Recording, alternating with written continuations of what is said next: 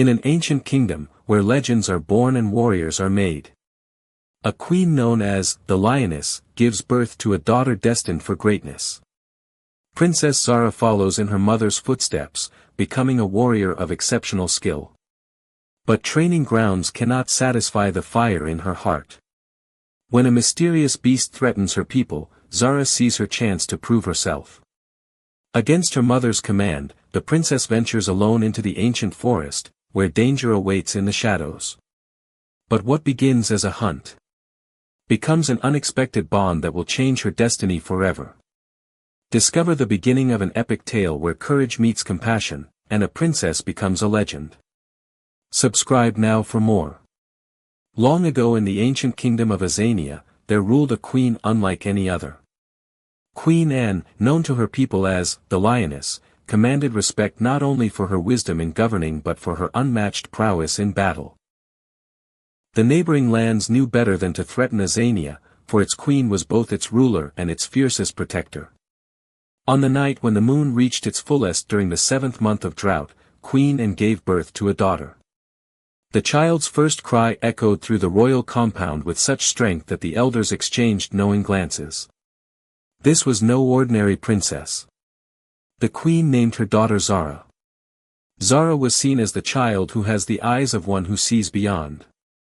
She will face a challenge that will determine the future of our people. As seasons passed and rains came and went, Princess Zara grew under the watchful eyes of her mother and the entire kingdom. By the time she could walk steadily, she was already reaching for the small wooden training spears. Queen Anne watched with pride as her 6-year-old daughter showed remarkable skill with weapons that children twice her age struggled to wield. By 8, young Zara could outrun most children in the village, her feet barely seeming to touch the ground as she raced through the training grounds. By her 16th year, she had blossomed into a skilled warrior who earned respect even among her mother's elite royal guard. Her lithe form moved with both grace and deadly precision during training exercises, combining her mother's strength with a unique intuition that seemed to anticipate her opponent's movements before they themselves knew what they would do. After defeating an older male warrior during a training session, Zara wiped sweat from her brow as Chief Guard Kofi nodded approvingly. "The princess fights with the spirit of her mother and the cunning of her father," he remarked. "A true daughter of Azania." The kingdom of Azania prospered under Queen Anne rule. Markets bustled with trade, children played freely in village squares, and craftspeople created works of exceptional beauty.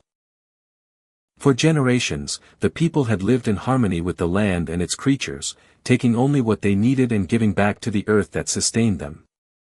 At the village center one afternoon, an elder gathered children to share ancient wisdom. "We thrive because we honor the balance of all things," he explained, as both village children and Princess Zara listened attentively. "The animals of the forest are our brothers and sisters. We take only what we need, and give back to the earth that sustains us. But peace, like still water, can be disturbed by the smallest stone." On the eve of the harvest festival, when the village hummed with preparations for celebration, the balance was broken. A farmer burst into the village center, his face etched with terror.